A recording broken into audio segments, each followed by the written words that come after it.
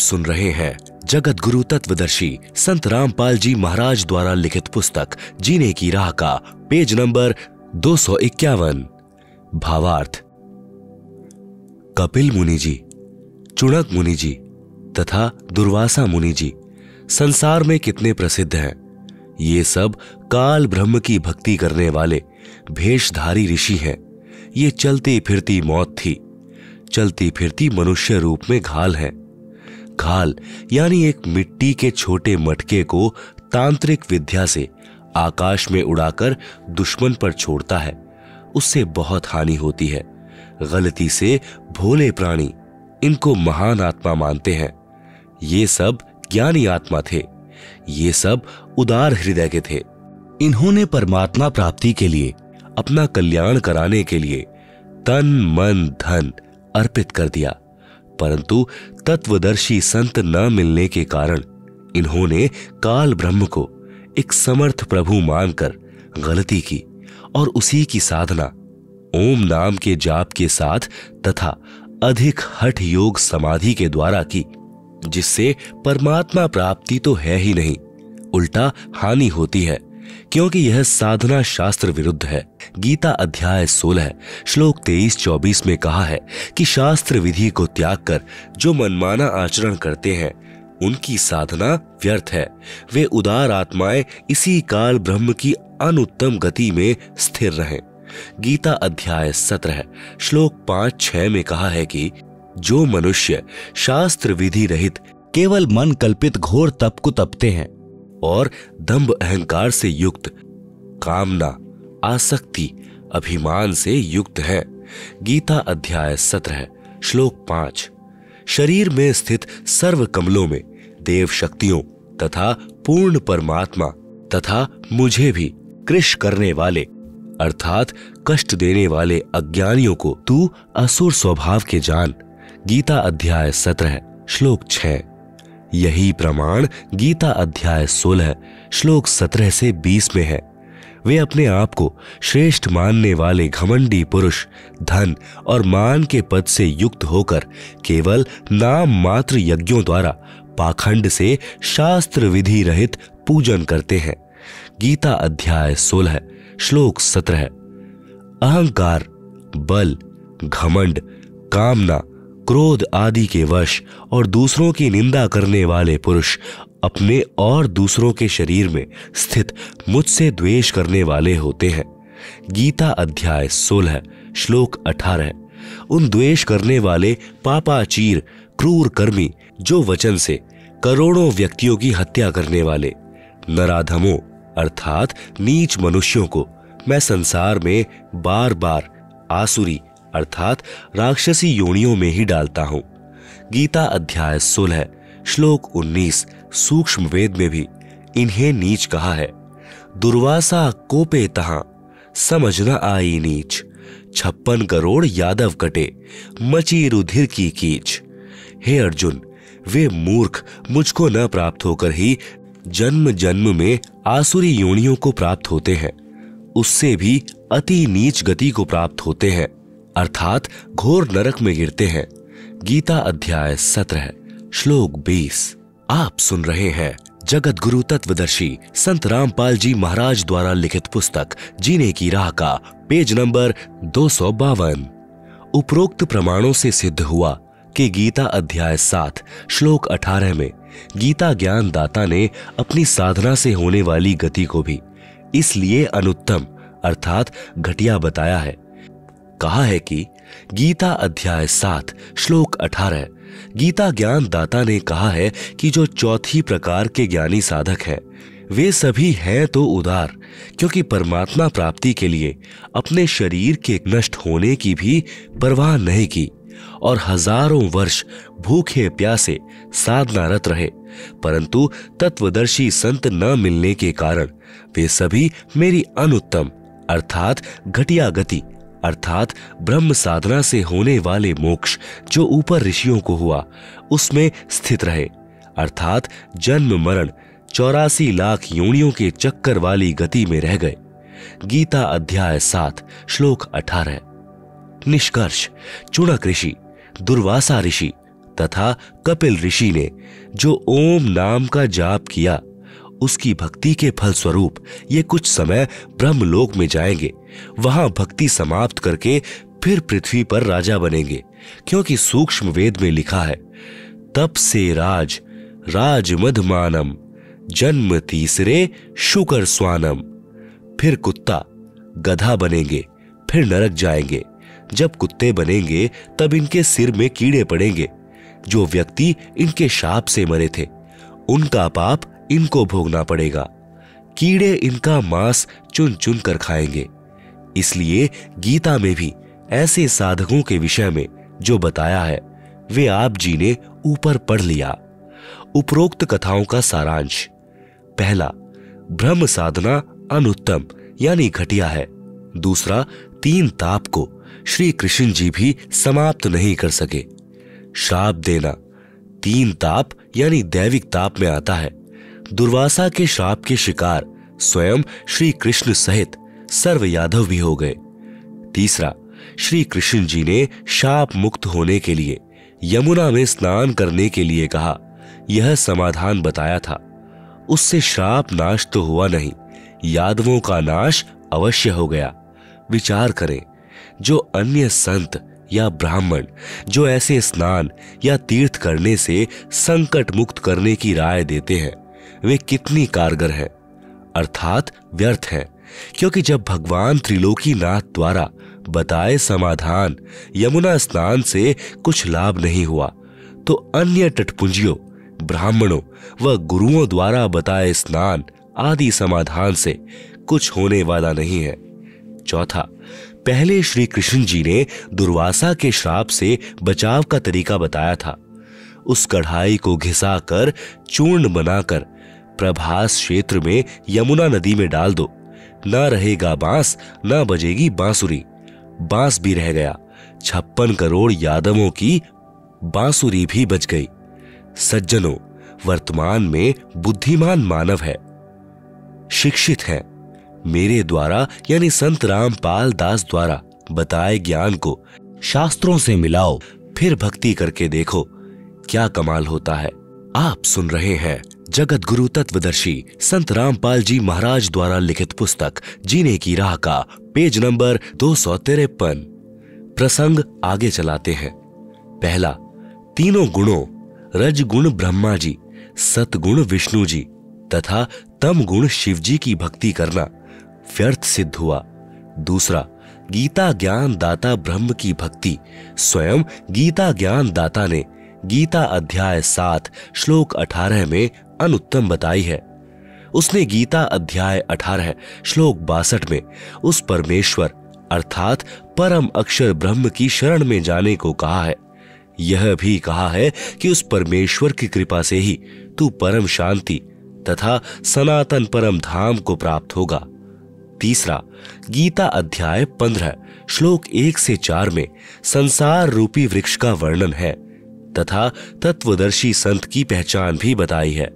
संसार रूपी वृक्ष के सब हिस्से, जड़ें यानी मूल कौन परमेश्वर है, तना कौन प्रभु है, डार कौन प्रभु है, शाखाएं कौन कौन देवता है, पात रूप संसार बताया है। इसी अध्याय 15 श्लोक 16 में स्पष्ट किया है कि पहला, शर पुरुष यानी यह 21 ब्रह्मांड का प्रभु है।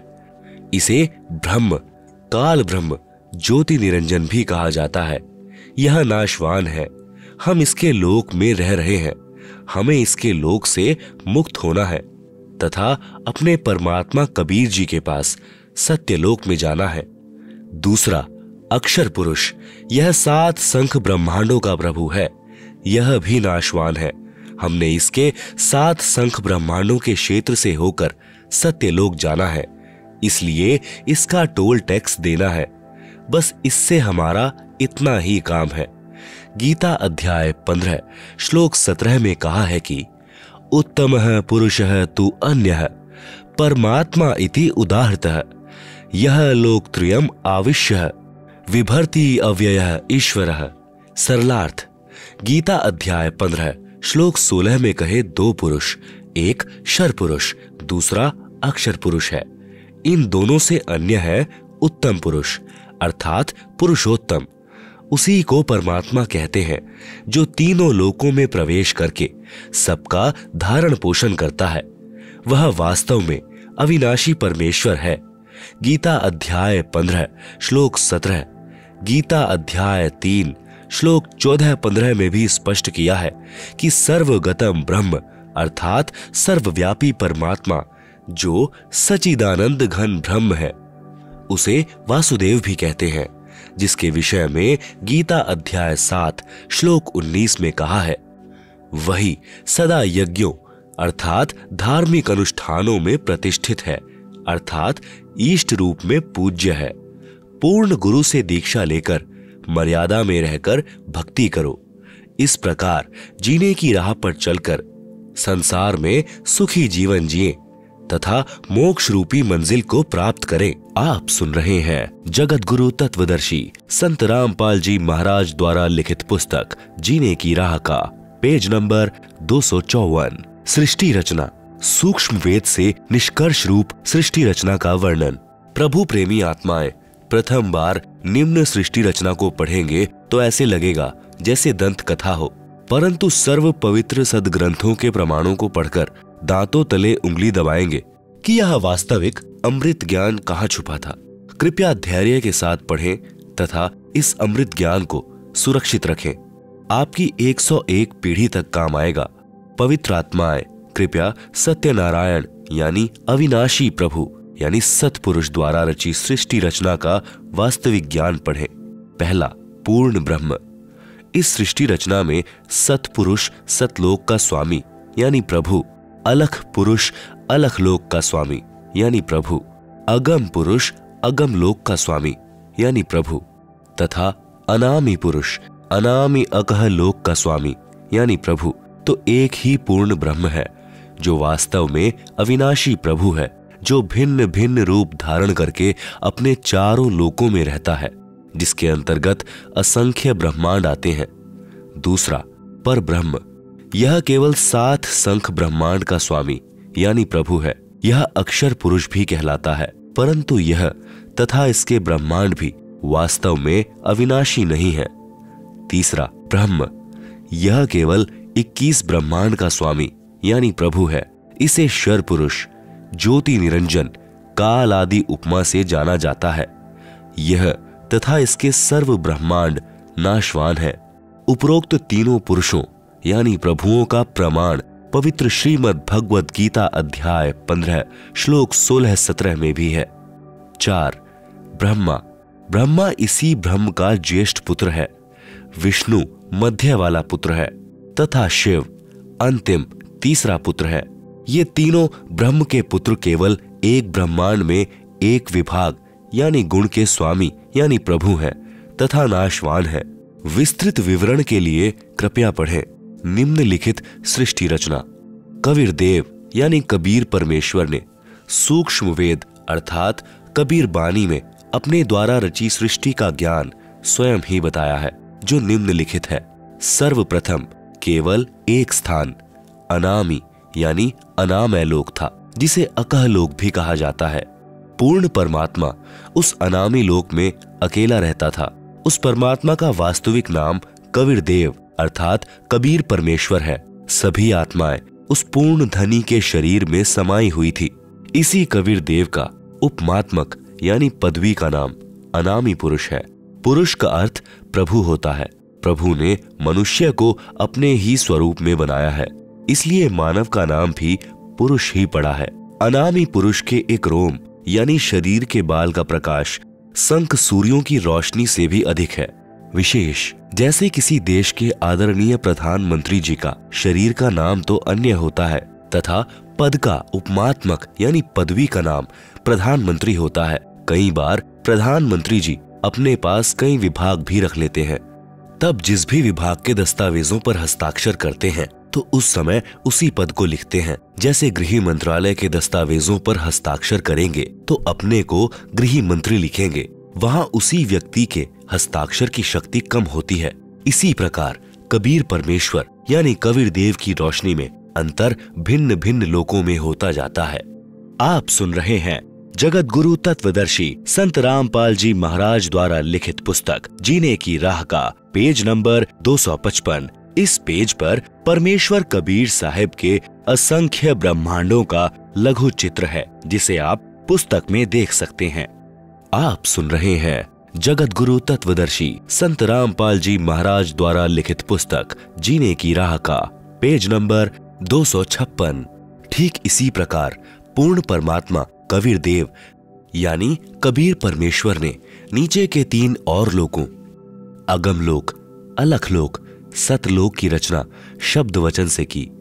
यही पूर्ण ब्रह्म परमात्मा कबीर देव यानी कबीर परमेश्वर ही अगम लोक में प्रकट हुआ तथा कबीर देव यानी कबीर परमेश्वर अगम लोक का भी स्वामी है तथा वहां इनका उपमात्मक यानी पदवी का नाम अगम पुरुष अर्थात अगम प्रभु है। इसी अगम प्रभु का मानव सदंश शरीर बहुत तेजोमय है, जिसके एक रोम यानी शरीर के बाल की रोशनी खरब सूर्य की रोशनी से भी अधिक है। यह पूर्ण परमात्मा कबीर देव यानी कबीर देव यानी कबीर परमेश्वर अलख लोक में प्रकट हुआ तथा स्वयं ही अलख लोक का भी स्वामी है तथा उपमात्मक यानी पदवी का नाम अलख पुरुष भी इसी परमेश्वर का है तथा इस पूर्ण प्रभु का मानव सदंश शरीर तेजोमय यानी स्वज्योति स्वयं प्रकाशित है। एक रोम यानी शरीर के बाल की रोशनी अरब सूर्यों के प्रकाश से भी ज्यादा है। यही पूर्ण प्रभु सतलोक में प्रकट हुआ तथा सतलोक का भी अधिपति यही है। इसलिए इसी का उपमात्मक यानी पदवी का नाम सतपुरुष यानी अविनाशी प्रभु है। इसी का नाम अकाल मूर्ति, शब्द स्वरूपी राम, पूर्ण ब्रह्म, परम अक्षर ब्रह्म आदि है। इसी सतपुरुष कबीर देव यानी कबीर प्रभु का मानव सदंश शरीर तेजोमय है, जिसके एक रोम यानी शरीर के बाल का प्रकाश करोड़ सूर्यों तथा इतने ही चंद्रमाओं के प्रकाश से भी अधिक है। इस कबीर देव यानी कबीर प्रभु ने सतपुरुष रूप में प्रकट होकर सतलोक में विराजमान होकर प्रथम सतलोक में अन्य रचना की। एक शब्द यानी वचन से 16 द्वीपों की रचना की, फिर 16 शब्दों से 16 पुत्रों की उत्पत्ति की। एक मान सरोवर की रचना की जिसमें अमृत भरा। 16 पुत्रों के नाम हैं, पहला कूर्म, दूसरा ज्ञानी, तीसरा विवेक, चौथा तेज, पांचवा सहज, छठा संतोष, सातवां सुरति, आठवां आनंद, नौवां क्षमा, 10 निष्काम, 11वां जलरंगी, 12वां अचिंत, 13वां प्रेम, 14वां दयाल, 15वां धैर्य, 16वां योग संतायन अर्थात योग जीत। सतपुरुष कबीर देव ने अपने पुत्र अचिंत को सत्यलोक की अन्य रचना का भार सौंपा तथा शक्ति प्रदान की। अचिंत ने अक्षर पुरुष यानी पर ब्रह्म की शब्द से उत्पत्ति की तथा कहा कि मेरी मदद करना। अक्षर पुरुष स्नान करने मान सरोवर पर गया, वहां आनंद आया तथा सो गया। लंबे समय तक बाहर ही नहीं आया। तब अचिंत की प्रार्थना पर अक्षर पुरुष को नींद से जगाने के लिए कबीर देव यानी कबीर परमेश्वर ने उसी मान सरोवर से कुछ अमृत जल लेकर एक अंडा बनाया तथा उस अंडे में एक आत्मा प्रवेश की तथा अंडे को मान सरोवर के अमृत जल में छोड़ा। अंडे की गड़गड़ाहट से अक्षर पुरुष की निद्रा भंग हुई।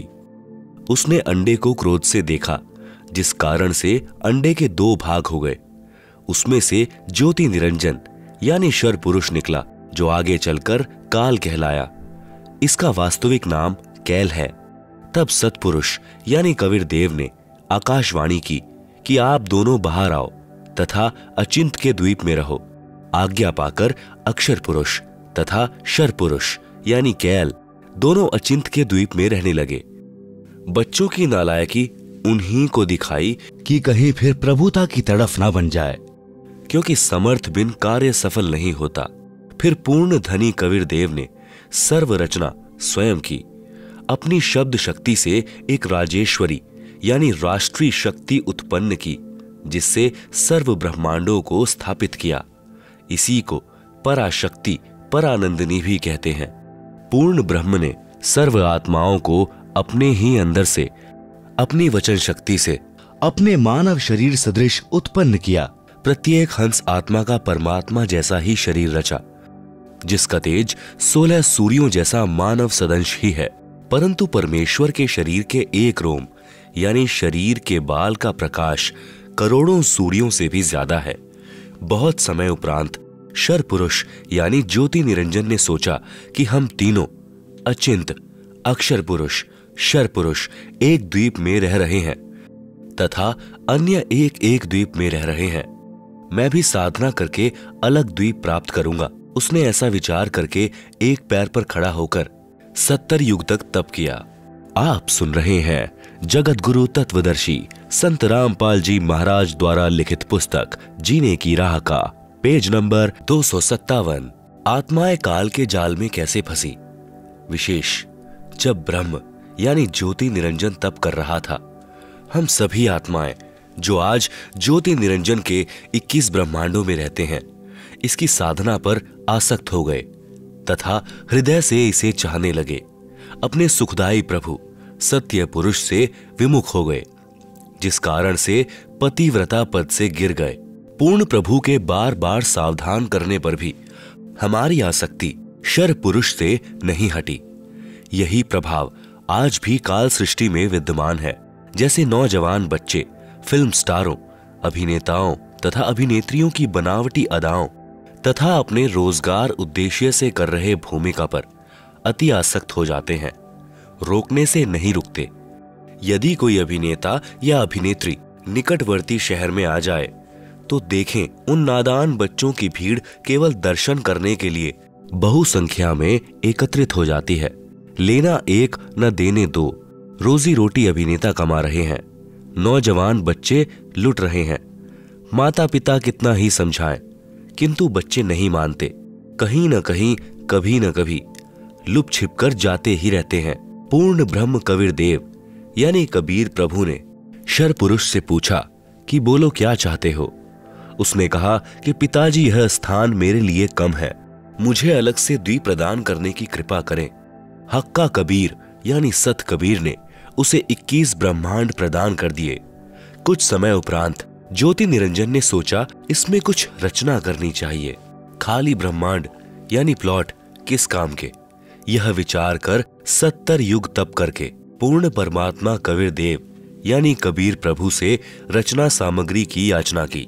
सतपुरुष ने उसे 3 गुण तथा 5 तत्व प्रदान कर दिए, जिससे ब्रह्म यानी ज्योति निरंजन ने अपने ब्रह्मांडों में कुछ रचना की। फिर सोचा कि इसमें जीव भी होने चाहिए, अकेले का दिल नहीं लगता। यह विचार करके 64 युग तक फिर तप किया। पूर्ण परमात्मा कबीर देव के पूछने पर बताया कि मुझे कुछ आत्मा दे दो, मेरा अकेले का दिल नहीं लग रहा। तब सतपुरुष कबीर अग्नि यानी कबीर परमेश्वर ने कहा कि ब्रह्म तेरे तप के प्रतिफल में मैं तुझे और ब्रह्मांड दे सकता हूँ, परंतु मेरी आत्माओं को किसी भी जप तप साधना के फल रूप में नहीं दे सकता। हाँ, यदि कोई स्वेच्छा से तेरे साथ जाना चाहे तो वह जा सकता है। युवा कबीर यानी समर्थ कबीर के वचन सुनकर ज्योति निरंजन हमारे पास आया।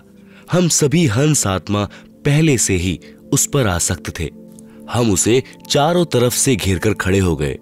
ज्योति निरंजन ने कहा कि मैंने पिताजी से अलग 21 ब्रह्मांड प्राप्त किए हैं, वहां नाना प्रकार के रमणीय स्थल बनाए हैं, क्या आप मेरे साथ चलोगे? हम सभी हंसों ने, जो आज 21 ब्रह्मांडों में परेशान हैं, कहा कि हम तैयार हैं। यदि पिताजी आज्ञा दें तब शर पुरुष पूर्ण ब्रह्म महान कबीर यानी समर्थ कबीर प्रभु के पास गया तथा सर्व वार्ता कही।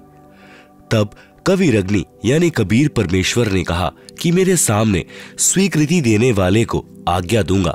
शर पुरुष तथा परम अक्षर पुरुष यानी कबीर मितौजा यानी कबीर अमित औजा यानी जिसकी शक्ति का कोई वार नहीं, वह कबीर दोनों हम सभी हंस आत्माओं के पास आए। कबीर देव ने कहा कि जो हंस आत्मा ब्रह्म के साथ जाना चाहता है, हाथ ऊपर करके स्वीकृति दे। अपने पिता के सामने किसी की हिम्मत नहीं हुई, किसी ने स्वीकृति नहीं दी। बहुत समय तक सन्नाटा छाया रहा। तत्पश्चात एक हंस आत्मा ने साहस किया तथा कहा कि पिताजी मैं जाना चाहता हूं।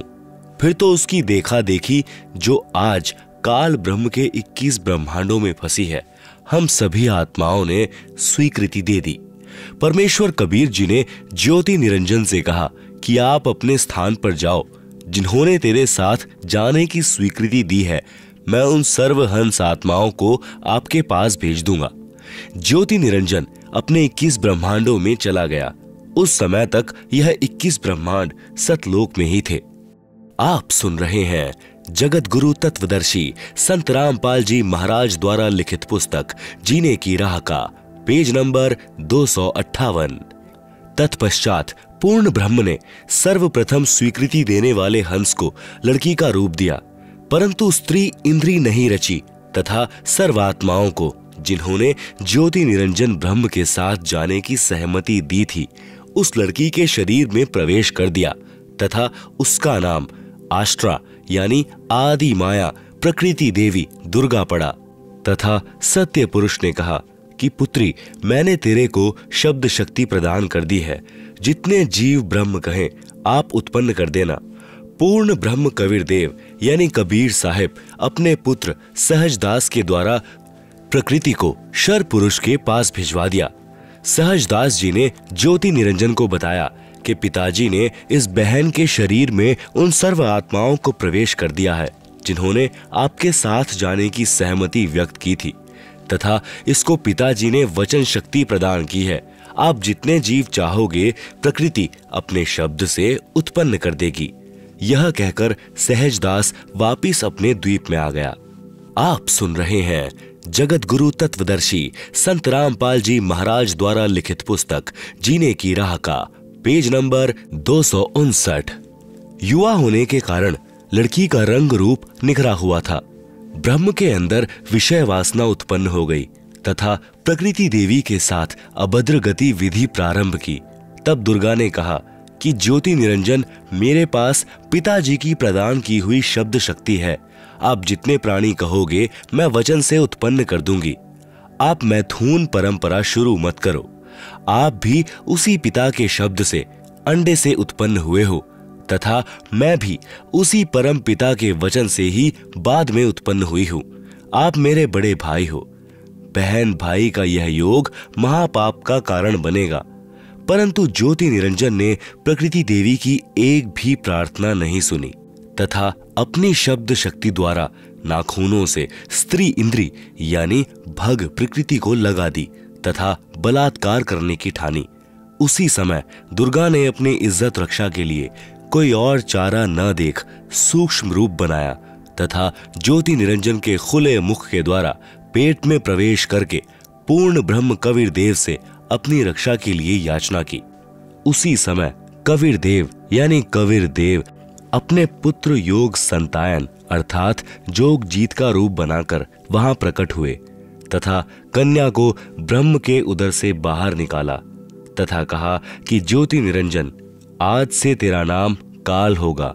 तेरे जन्म मृत्यु होते रहेंगे, इसलिए तेरा नाम शर पुरुष होगा तथा 1,00,000 मानव शरीरधारी प्राणियों को प्रतिदिन खाया करेगा। वह 1,25,00,000 उत्पन्न किया करेगा। आप दोनों को 21 ब्रह्मांड सहित निष्कासित किया जाता है। इतना कहते ही 21 ब्रह्मांड विमान की तरह चल पड़े। सहजदास के द्वीप के पास से होते हुए सतलोक से 16 संख कोस यानी 1 कोस लगभग 3 किलोमीटर का होता है की दूरी पर आकर रुक गए। विशेष विवरण। अब तक 3 शक्तियों का विवरण आया है। पहली पूर्ण ब्रह्म, जिसे अन्य उपमात्मक नामों से भी जाना जाता है जैसे सतपुरुष, अकाल पुरुष, शब्द स्वरूपी राम, परम अक्षर ब्रह्म पुरुष आदि। यह पूर्ण ब्रह्म असंख्य ब्रह्मांडों का स्वामी है तथा वास्तव में अविनाशी है। दूसरी पर ब्रह्म, जिसे अक्षर पुरुष भी कहा जाता है, यह वास्तव में अविनाशी नहीं है। यह 7 शंख ब्रह्मांडों का स्वामी है। तीसरी ब्रह्म, जिसे ज्योति निरंजन, काल, कैल, शर पुरुष तथा धर्मराय आदि नामों से जाना जाता है, जो केवल 21 ब्रह्मांड का स्वामी है। अब आगे इसी ब्रह्म यानी काल की सृष्टि के एक ब्रह्मांड का परिचय दिया जाएगा जिसमें 3 और नाम आपके पढ़ने में आएंगे, ब्रह्मा, विष्णु तथा शिव। ब्रह्म तथा ब्रह्मा में भेद। एक ब्रह्मांड में बने सर्वोपरि स्थान पर ब्रह्म यानी शर पुरुष स्वयं 3 गुप्त स्थानों की रचना करके ब्रह्मा, विष्णु तथा शिव रूप में रहता है तथा अपनी पत्नी प्रकृति दुर्गा के सहयोग से तीनों पुत्रों की उत्पत्ति करता है। आप सुन रहे हैं जगत गुरु तत्वदर्शी संत रामपाल जी महाराज द्वारा लिखित पुस्तक जीने की राह का पेज नंबर 260। इस पेज पर काल के एक ब्रह्मांड का लघु चित्र है जिसे आप पुस्तक में देख सकते हैं। आप सुन रहे हैं जगत गुरु तत्वदर्शी संत रामपाल जी महाराज द्वारा लिखित पुस्तक जीने की राह का पेज नंबर 261। उनके नाम भी ब्रह्मा, विष्णु तथा शिव ही रखता है।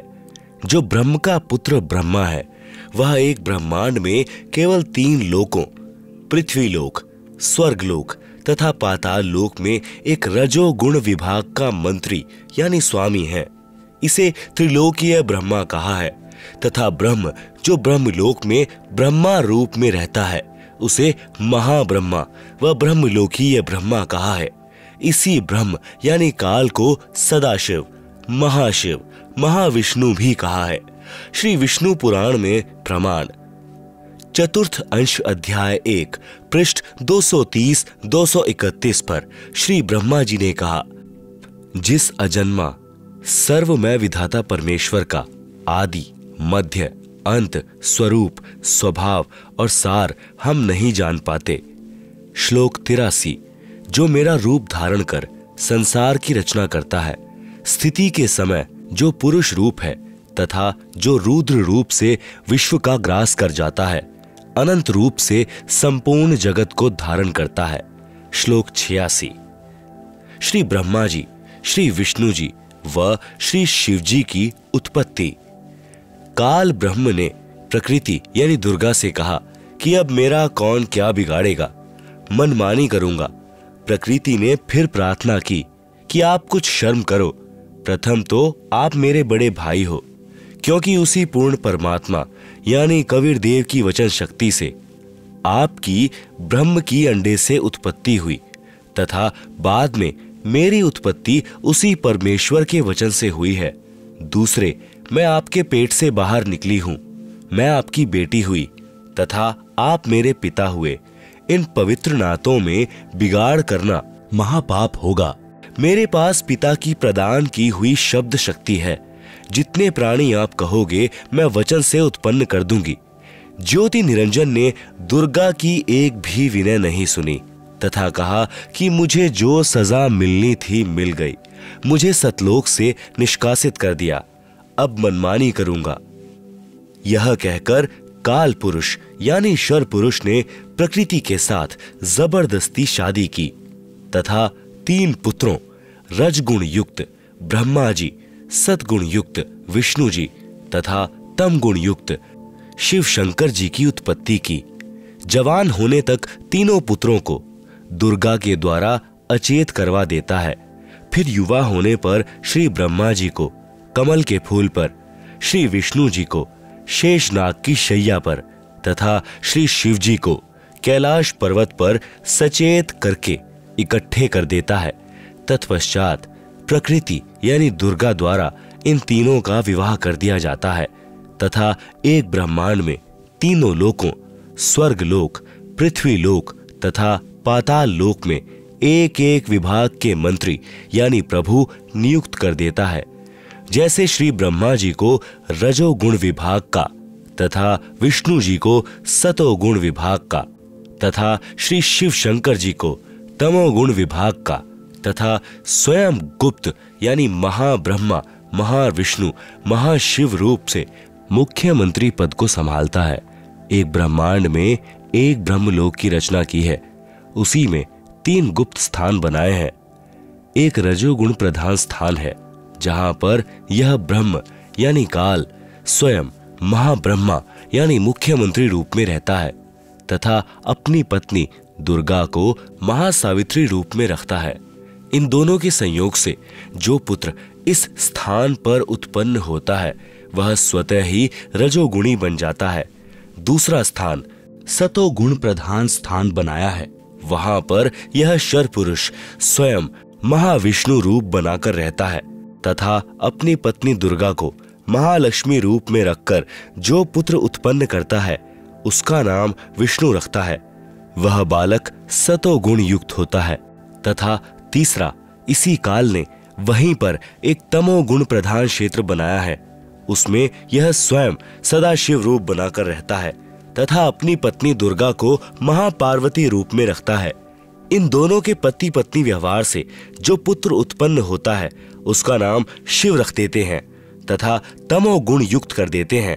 प्रमाण के लिए देखें पवित्र श्री शिव महापुराण विद्वेश्वर संहिता पृष्ठ 24-26, जिसमें ब्रह्मा, विष्णु, रुद्र तथा महेश्वर से अन्य सदाशिव हैं तथा रुद्र संहिता अध्याय 6 तथा 7-9 पृष्ठ नंबर 100 से 105 तथा 110 पर अनुवाद करता श्री हनुमान प्रसाद पोद्दार, गीता प्रेस गोरखपुर से प्रकाशित तथा पवित्र श्रीमद देवी महापुराण तीसरा स्कंद पृष्ठ नंबर 114 से 123 तक, गीता प्रेस गोरखपुर से प्रकाशित, जिसके अनुवाद करता है श्री हनुमान प्रसाद पोद्दार, चिमन लाल गोस्वामी।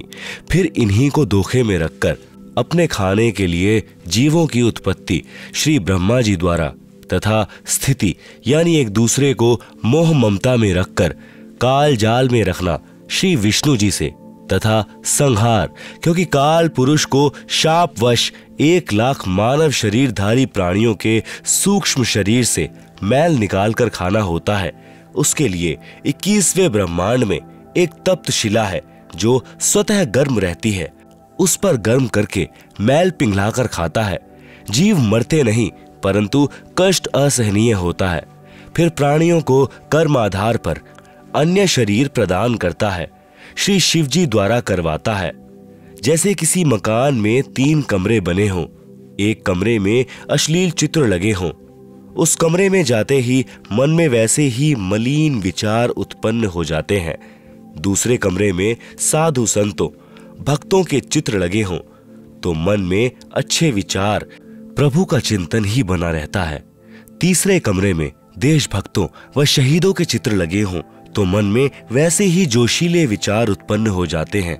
ठीक इसी प्रकार ब्रह्म यानी काल ने अपनी सूझबूझ से उपरोक्त तीनों गुण प्रधान स्थानों की रचना की हुई है। आप सुन रहे हैं जगत गुरु तत्वदर्शी संत रामपाल जी महाराज द्वारा लिखित पुस्तक जीने की राह का पेज नंबर 262। तीनों गुण क्या हैं? प्रमाण सहित। तीनों गुण रजगुण ब्रह्मा जी, सतगुण विष्णु जी, तम गुण शिव जी हैं। ब्रह्म यानी काल तथा प्रकृति यानी दुर्गा से उत्पन्न हुए हैं तथा तीनों नाशवान हैं। प्रमाण गीता प्रेस गोरखपुर से प्रकाशित श्री शिव महापुराण, जिसके संपादक हैं श्री हनुमान प्रसाद पोद्दार, पृष्ठ संख्या 24 से 26 विद्वेश्वर संहिता तथा पृष्ठ 110 अध्याय 9 रुद्र संहिता। इस प्रकार ब्रह्मा, विष्णु तथा शिव तीनों देवताओं में गुण है, परंतु शिव यानी ब्रह्मकाल गुणातीत कहा गया है। दूसरा प्रमाण गीता प्रेस गोरखपुर से प्रकाशित श्रीमद देवी भागवत पुराण, जिसके संपादक हैं श्री हनुमान प्रसाद पोद्दार, चिमन लाल गोस्वामी, तीसरा स्कंद अध्याय 5 पृष्ठ 123। भगवान विष्णु ने दुर्गा की स्तुति की, कहा कि मैं यानी विष्णु, ब्रह्मा तथा शंकर तुम्हारी कृपा से विद्यमान है। हमारा तो आविर्भाव यानी जन्म तथा तिरोभाव यानी मृत्यु होती है। हम नित्य यानी अविनाशी नहीं है। तुम ही नित्य हो, जगत जननी हो, प्रकृति और सनातनी देवी हो। भगवान शंकर ने कहा, यदि भगवान ब्रह्मा तथा भगवान विष्णु तुम ही से उत्पन्न हुए हैं तो उनके बाद उत्पन्न होने वाला मैं तमोगुणी लीला करने वाला शंकर क्या तुम्हारी संतान नहीं हुआ? अर्थात मुझे भी उत्पन्न करने वाली तुम ही हो। इस संसार की सृष्टि स्थिति संहार में तुम्हारे गुण सदा सर्वदा हैं। इन्हीं तीनों गुणों से उत्पन्न हम ब्रह्मा, विष्णु तथा शंकर नियमानुसार कार्य में तत्पर रहते हैं। आप सुन रहे हैं जगत गुरु तत्वदर्शी संत रामपाल जी महाराज द्वारा लिखित पुस्तक जीने की राह का पेज नंबर 263। उपरोक्त यह विवरण केवल हिंदी में अनुवादित श्री देवी महापुराण से है, जिसमें कुछ तथ्यों को छुपाया गया है। इसलिए यही प्रमाण देखें श्रीमद् देवी भागवत महापुराण सभाष्टिकम समहात्यम खेमराज श्री कृष्णदास प्रकाशन मुंबई, इसमें संस्कृत सहित हिंदी अनुवाद किया है। 3 स्कंद अध्याय 4 पृष्ठ 10 श्लोक 42। ब्रह्मा अहम ईश्वरः फिलते प्रभावात् सर्वे वयम जनी युतान यदा तु नित्यः के अन्य सुरः शतमख प्रमुखः च नित्या नित्या त्वमेव जननी प्रकृति पुराणा। हिंदी अनुवाद। हे मात, ब्रह्मा, मैं तथा शिव तुम्हारे ही प्रभाव से जन्मवान हैं, नित्य नहीं है, अर्थात हम अविनाशी नहीं हैं। फिर अन्य इंद्रादि दूसरे देवता किस प्रकार नित्य हो सकते हैं? तुम ही अविनाशी हो, प्रकृति तथा सनातनी देवी हो। पृष्ठ 11-12 अध्याय 5 श्लोक 8। यदि दयाद्रमना न सदा अंबिके कथमहम विहितः च तमोगुणः कमलजश्च रजोगुण संभवः सुविहितः किमु सत्वगुणो हरि। अनुवाद। भगवान शंकर बोले, हे मात, यदि हमारे ऊपर आप दया युक्त हो तो मुझे तमोगुण क्यों बनाया? कमल से उत्पन्न ब्रह्मा को रजोगुण किस लिए बनाया तथा विष्णु को सतगुण क्यों बनाया? अर्थात जीवों के जन्म मृत्यु रूपी दुष्कर्म में क्यों लगाया? श्लोक 12। रम्यसे स्वपति पुरुषम सदा तव गति नहि विदम शिवे। हिंदी। अपने पति पुरुष अर्थात काल भगवान के साथ सदा भोग विलास करती रहती हो, आपकी गति कोई नहीं जानता। निष्कर्ष उपरोक्त प्रमाणों से प्रमाणित हुआ कि रजगुण ब्रह्मा, सतगुण विष्णु तथा तमगुण शिव है। ये तीनों नाशवान है। दुर्गा का पति ब्रह्म यानी काल है, यह उसके साथ भोग विलास करता है। ब्रह्म काल की अव्यक्त रहने की प्रतिज्ञा। सूक्ष्म वेद से शेष सृष्टि रचना। तीनों पुत्रों की उत्पत्ति के पश्चात ब्रह्म ने अपनी पत्नी दुर्गा यानी प्रकृति से कहा, मैं प्रतिज्ञा करता हूं कि भविष्य में मैं किसी को अपने वास्तविक रूप में दर्शन नहीं दूंगा, जिस कारण से मैं अव्यक्त माना जाऊंगा। दुर्गा से कहा कि आप मेरा भेद किसी को मत देना, मैं गुप्त रहूंगा। दुर्गा ने पूछा कि क्या आप अपने पुत्रों को भी दर्शन नहीं देंगे?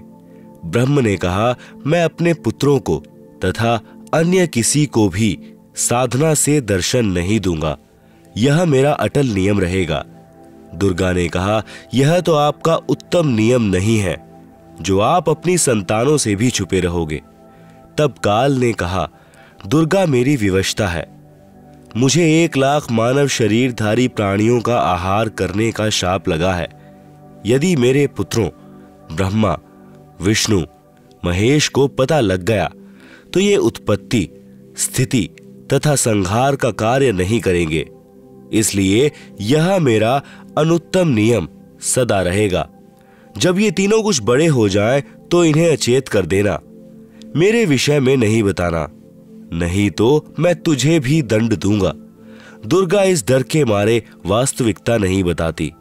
इसीलिए गीता अध्याय 7 श्लोक 24 में कहा है कि यह बुद्धिहीन जन समुदाय मेरे अनुत्तम नियम से अपरिचित है कि मैं कभी भी किसी के सामने प्रकट नहीं होता, अपनी योग माया से छुपा रहता हूं। इसलिए मुझे व्यक्त को मनुष्य रूप में आया हुआ अर्थात कृष्ण मानते हैं। आप सुन रहे हैं जगत गुरु तत्वदर्शी संत रामपाल जी महाराज द्वारा लिखित पुस्तक जीने की राह का पेज नंबर 264। अबुद्ध यानी बुद्धिहीन, मम यानी मेरे, अनुत्तमम यानी अनुत्तम अर्थात घटिया, अव्ययम यानी अविनाशी, परम भावम यानी विशेष भाव को, अजानन्तः यानी न जानते हुए, माम अव्यक्तम यानी मुझ अव्यक्त को, व्यक्तिम यानी मनुष्य रूप में, आपन्नम यानी आया, मन्यन्ते यानी मानते हैं, अर्थात मैं कृष्ण नहीं हूं। गीता अध्याय 7 श्लोक 24, गीता अध्याय 11 श्लोक 47 तथा 48 में कहा है कि यह मेरा वास्तविक काल रूप है। इसके दर्शन अर्थात ब्रह्म प्राप्ति न वेदों में वर्णित विधि से, न जप से, न तप से तथा न किसी क्रिया से हो सकती है। जब तीनों बच्चे युवा हो गए तब माता भवानी प्रकृति यानी अष्टंगी ने कहा कि तुम सागर मंथन करो। प्रथम बार सागर मंथन किया तो ज्योति निरंजन ने अपने श्वासों द्वारा 4 वेद उत्पन्न किए। उनको गुप्त वाणी द्वारा आज्ञा दी कि सागर में निवास करो। चारों वेद निकले, वह ब्रह्मा ने लिए। वस्तु लेकर तीनों बच्चे माता के पास आए। तब माता ने कहा कि चारों वेदों को ब्रह्मा रखे, वह पढ़े। नोट: वास्तव में पूर्ण ब्रह्म ने ब्रह्म अर्थात काल को 5 वेद प्रदान किए थे, लेकिन ब्रह्म ने केवल 4 वेदों को प्रकट किया। 5वां वेद छुपा दिया, जो पूर्ण परमात्मा ने स्वयं प्रकट होकर कबीर गिरभी अर्थात कबीर वाणी यानी कबीर वाणी द्वारा लोकोक्तियों व दोहों के माध्यम से प्रकट किया है। दूसरी बार सागर मंथन किया तो 3 कन्याएं मिली। माता ने तीनों को बांट दिया। प्रकृति दुर्गा ने अपने ही अन्य 3 रूप सावित्री, लक्ष्मी तथा पार्वती धारण किए तथा समुद्र में छुपा दी। सागर मंथन के समय बाहर आ गई। वहीं प्रकृति 3 रूप हुई तथा भगवान ब्रह्मा को सावित्री, भगवान विष्णु को लक्ष्मी, भगवान शंकर को पार्वती पत्नी रूप में दी। तीनों ने भोग विलास किया। सुर तथा असुर दोनों पैदा हुए। जब तीसरी बार सागर मंथन किया तो 14 रत्न ब्रह्मा को तथा अमृत विष्णु को व देवताओं को, मद यानी शराब असुरों को तथा विष परमार्थ शिव ने अपने कंठ में ठहराया। यह तो बहुत बाद की बात है। जब ब्रह्मा वेद पढ़ने लगा तो पता चला कि कोई सर्व ब्रह्मांडों की रचना करने वाला कुल का मालिक पुरुष यानी प्रभु और है।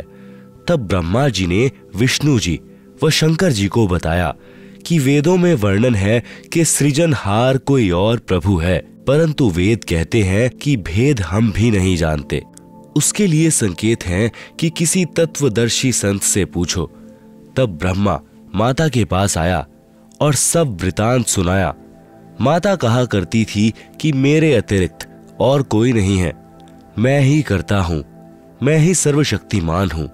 परंतु ब्रह्मा ने कहा कि वेद ईश्वर कृत हैं, यह झूठ नहीं हो सकते। दुर्गा ने कहा कि तेरा पिता तुझे दर्शन नहीं देगा, उसने प्रतिज्ञा की हुई है।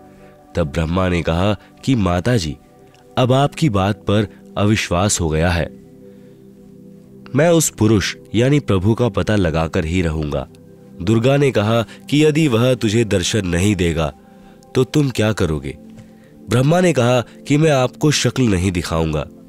दूसरी तरफ ज्योति निरंजन ने कसम खाई है कि मैं अव्यक्त रहूंगा, किसी को दर्शन नहीं दूंगा, अर्थात 21 ब्रह्मांड में कभी भी अपने वास्तविक काल रूप में आकार में नहीं आऊंगा। गीता अध्याय 7 श्लोक नंबर 24।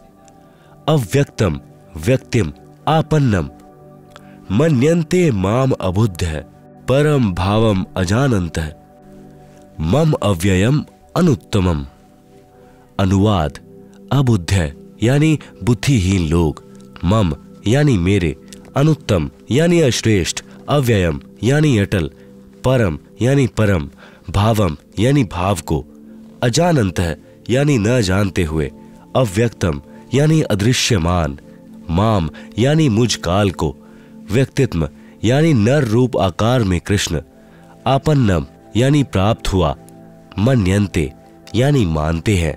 गीता अध्याय नंबर 7 का श्लोक नंबर 25।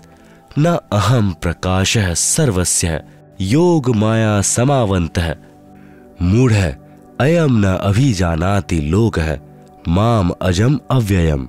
अनुवाद: अहम यानी मैं, योग माया समावंत है यानी योग माया से छिपा हुआ, सर्वस्य यानी सबके, प्रकाश यानी प्रत्यक्ष, न यानी नहीं होता अर्थात अदृश्य अर्थात अव्यक्त रहता हूं, इसलिए अजम यानी जन्म न लेने वाले, अव्ययम यानी अविनाशी अटल भाव को, अयम यानी यह, मूढ़ है यानी अज्ञानी, लोक है यानी जन समुदाय संसार, माम यानी मुझे, न यानी नहीं, अभी जानाति जानता अर्थात मुझको कृष्ण समझता है, क्योंकि ब्रह्म अपनी शब्द शक्ति से अपने नाना रूप बना लेता है।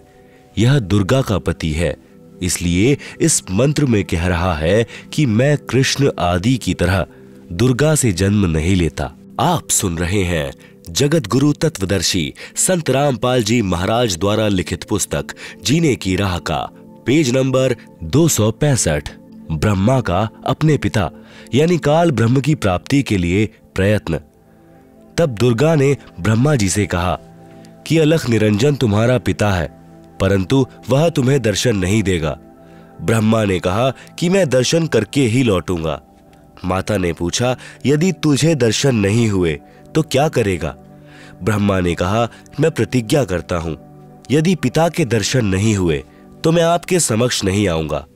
यह कहकर ब्रह्मा जी व्याकुल होकर उत्तर दिशा की तरफ चल दिया, जहां अंधेरा ही अंधेरा है। वहां ब्रह्मा ने 4 युग तक ध्यान लगाया, परंतु कुछ भी प्राप्ति नहीं हुई। काल ने आकाशवाणी की कि जीव उत्पत्ति क्यों नहीं की। भवानी ने कहा कि आपका ज्येष्ठ पुत्र ब्रह्मा जिद करके आपकी तलाश में गया है। ब्रह्मा के बिना जीव उत्पत्ति का सब कार्य असंभव है। ब्रह्म यानी काल ने कहा, उसे वापस बुला लो, मैं उसे दर्शन नहीं दूंगा। तब दुर्गा यानी प्रकृति ने अपनी शब्द शक्ति से गायत्री नाम की लड़की उत्पन्न की तथा उसे ब्रह्मा को लौटा लाने को कहा। गायत्री ब्रह्मा जी के पास गई, परंतु ब्रह्मा जी समाधि लगाए हुए थे। उन्हें कोई आभास ही नहीं था कि कोई आया है। तब आदि कुमारी यानी प्रकृति ने गायत्री को ध्यान द्वारा बताया कि इसके चरण स्पर्श कर। तब गायत्री ने ऐसा ही किया। ब्रह्मा जी का ध्यान भंग हुआ तो क्रोधवश बोले कि कौन पापिन है जिसने मेरा ध्यान भंग किया है, मैं तुझे शाप दूंगा। गायत्री कहने लगी कि मेरा दोष नहीं है, पहले मेरी बात सुनो तब शाप देना। मेरे को माता ने तुम्हें लौटा लाने को कहा है, क्योंकि आपके बिना जीव उत्पत्ति नहीं हो सकती। ब्रह्मा ने कहा कि मैं कैसे जाऊं, पिताजी के दर्शन हुए नहीं, ऐसे जाऊं तो मेरा उपहास होगा। यदि आप माताजी के समक्ष यह कह दें कि ब्रह्मा को पिता यानी ज्योति निरंजन के दर्शन हुए हैं, मैंने अपनी आंखों से देखा है, तो मैं आपके साथ चलूं। तब गायत्री ने कहा कि आप मेरे साथ संभोग करोगे तो मैं आपकी झूठी साक्षी यानी गवाही भरूंगी। तब ब्रह्मा ने सोचा कि पिता के दर्शन हुए नहीं, वैसे जाऊं तो माता के सामने शर्म लगेगी, और चारा नहीं दिखाई दिया।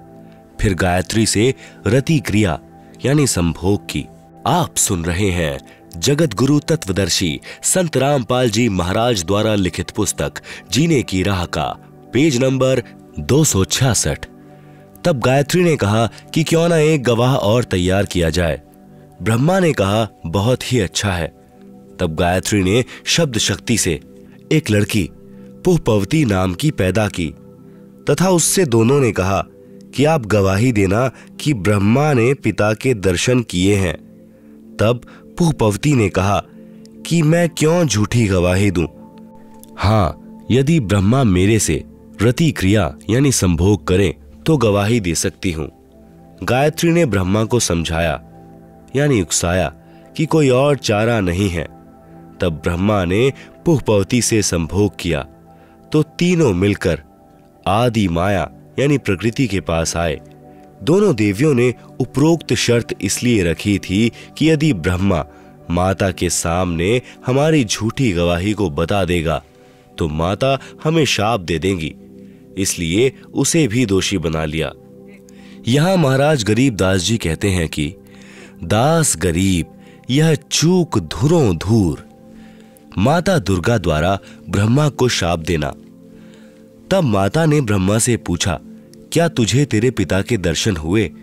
ब्रह्मा ने कहा, हाँ मुझे पिता के दर्शन हुए हैं। दुर्गा ने कहा, साक्षी बता। तब ब्रह्मा ने कहा, इन दोनों के समक्ष साक्षात्कार हुआ है। देवी ने उन दोनों लड़कियों से पूछा, क्या तुम्हारे सामने ब्रह्मा का साक्षात्कार हुआ है?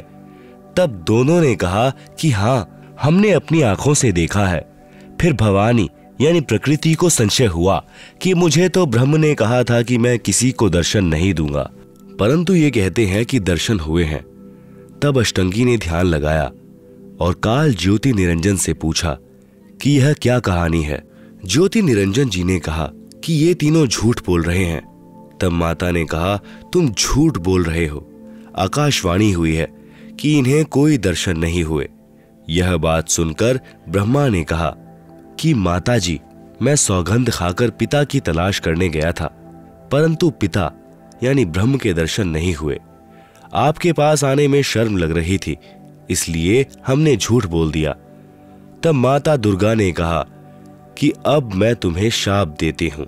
आप सुन रहे हैं जगत गुरु तत्वदर्शी संत रामपाल जी महाराज द्वारा लिखित पुस्तक जीने की राह का पेज नंबर 267, ब्रह्मा को शाप। तेरी पूजा जग में नहीं होगी, आगे तेरे वंशज होंगे, वे बहुत पाखंड करेंगे, झूठी बात बनाकर जग को ठगेंगे।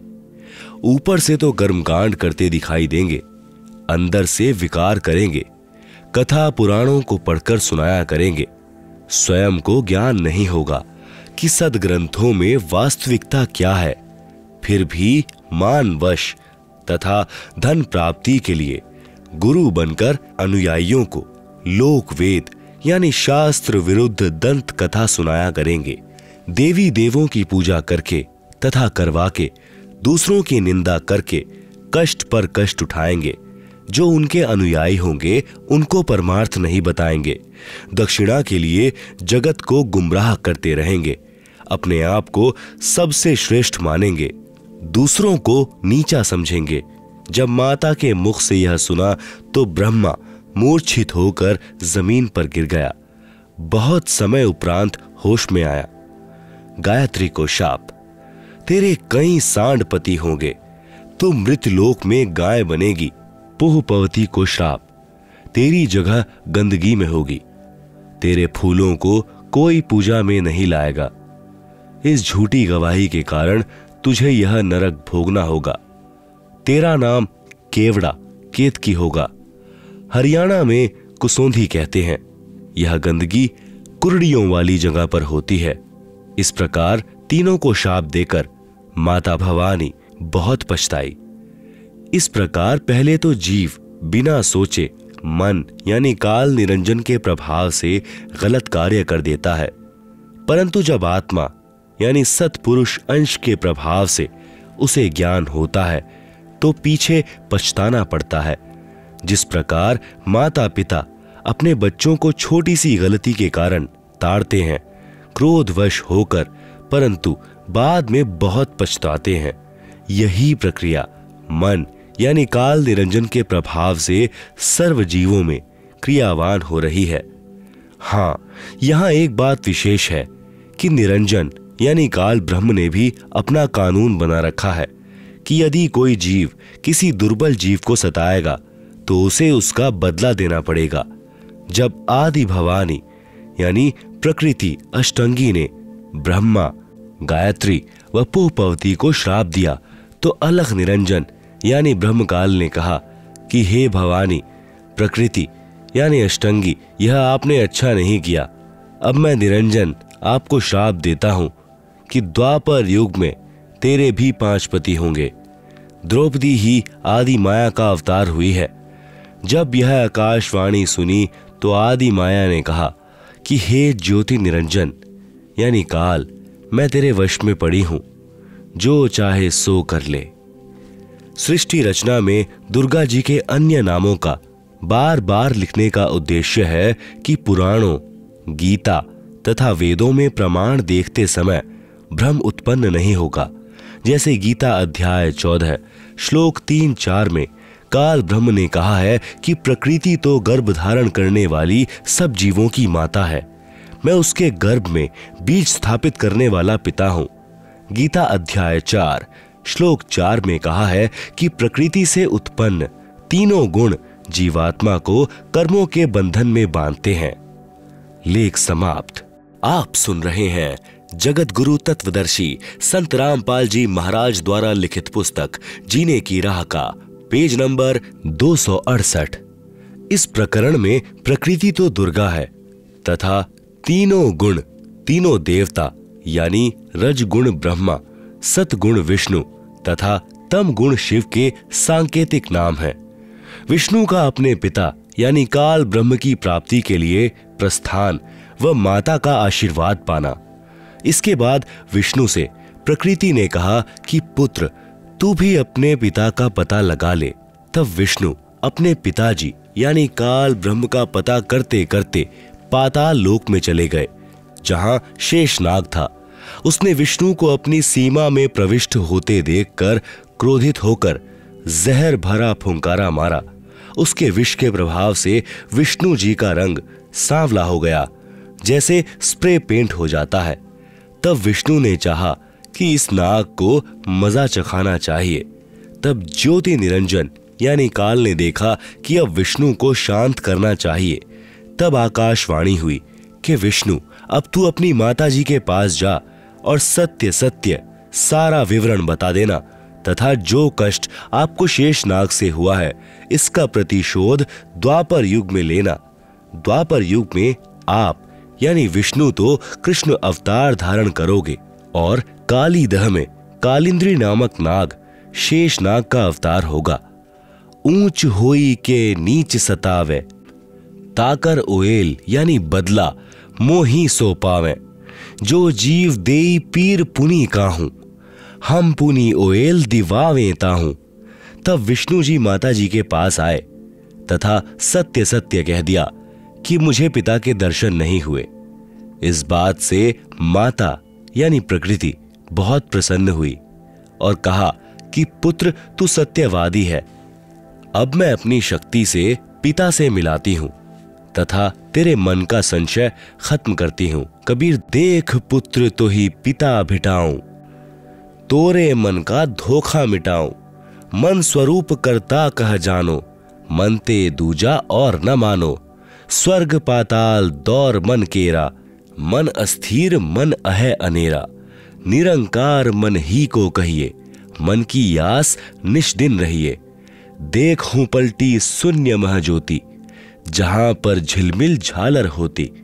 इस प्रकार माता अष्टंगी प्रकृति ने विष्णु से कहा कि मन ही जग करता है, यही ज्योति निरंजन है। ध्यान में जो 1000 ज्योतियां नजर आती हैं वही उसका रूप है। जो शंख घंटा आदि का बाजा सुना यह महास्वर्ग में निरंजन का ही बज रहा है। तब माता अष्टंगी प्रकृति ने कहा कि हे पुत्र तुम सब देवों के सरताज हो और तेरी हर कामना व कार्य मैं पूर्ण करूंगी। तेरी पूजा सर्व जग में होगी। आपने मुझे सच सच बताया है। काल के 21 ब्रह्मांडों के प्राणियों की विशेष आदत है कि अपनी व्यर्थ महिमा बनाता है। जैसे दुर्गा जी श्री विष्णु जी को कह रही हैं कि तेरी पूजा जग में होगी। मैंने तुझे तेरे पिता के दर्शन करा दिए। दुर्गा ने केवल प्रकाश दिखाकर श्री विष्णु जी को बहका दिया। श्री विष्णु जी भी प्रभु की यह स्थिति को अपने अनुयायियों को समझाने लगे कि परमात्मा का केवल प्रकाश दिखाई देता है, परमात्मा निराकार है। इसके बाद आदि भवानी रुद्र महेश जी के पास गई तथा कहा कि महेश तू भी कर ले अपने पिता की खोज। तेरे दोनों भाइयों को तो तुम्हारे पिता के दर्शन नहीं हुए। उनको जो देना था वह प्रदान कर दिया है। अब आप मांगो जो मांगना है। तब महेश ने कहा कि हे जननी, मेरे दोनों बड़े भाइयों को पिता के दर्शन नहीं हुए, फिर प्रयत्न करना व्यर्थ है। कृपा मुझे ऐसा वर दो कि मैं अमर यानी मृत्युंजय हो जाऊं। तब माता ने कहा कि यह मैं नहीं कर सकती।